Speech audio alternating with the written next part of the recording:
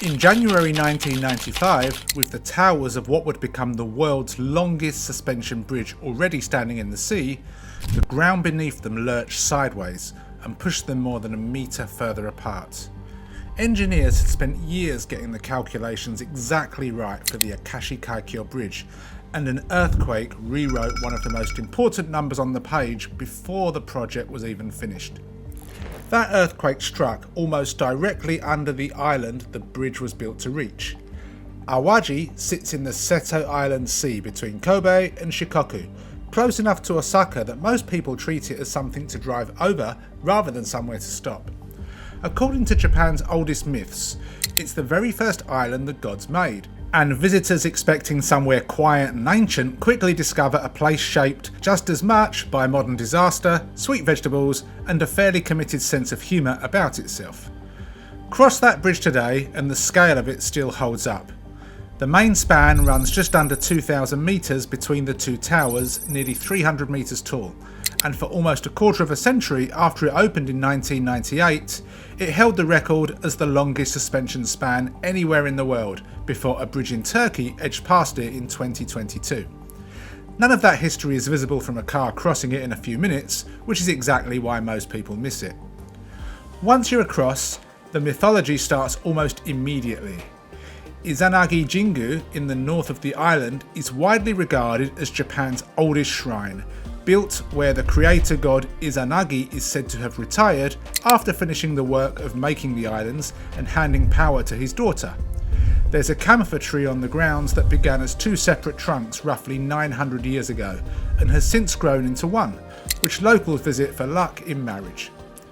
Even this corner of myth wasn't spared by that same earthquake, since the shrine's great gate came down in it and had to be rebuilt, though the grounds themselves stay open for worship from early until late, with the shrine office open from about 8:30 until 5.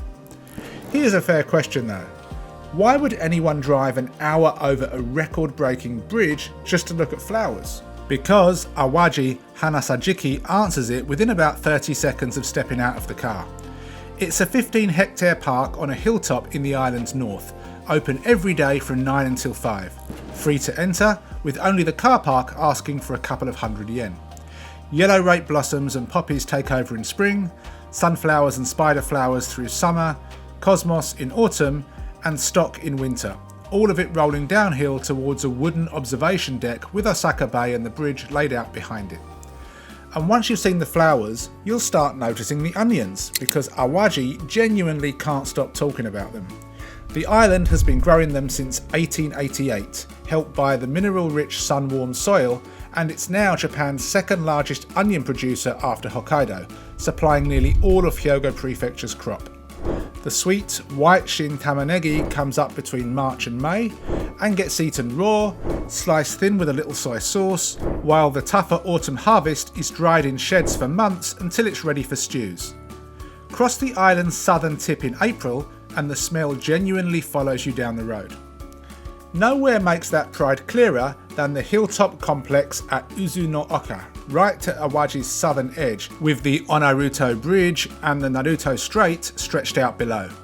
The place has built its entire identity around one vegetable. An onion-themed food truck, onion ice cream, even an onion crane game where 500 yen buys 5 attempts and you walk away with a bag of onions whether you win or not.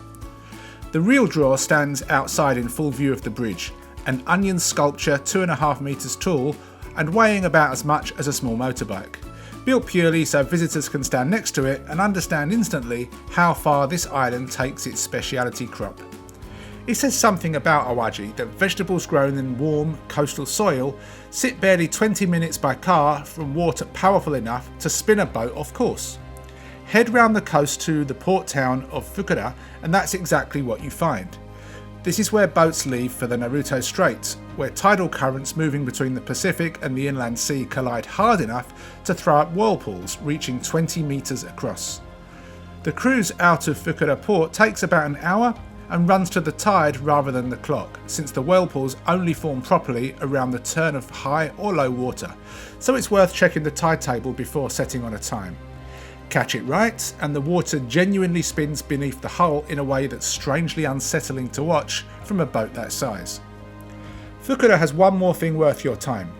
A short walk from the harbour, Awaji Ningyo Joruri has been performed on this island for roughly 500 years, since a puppeteer from a shrine on the mainland settled here and started using puppet theatre as a kind of prayer for safe fishing.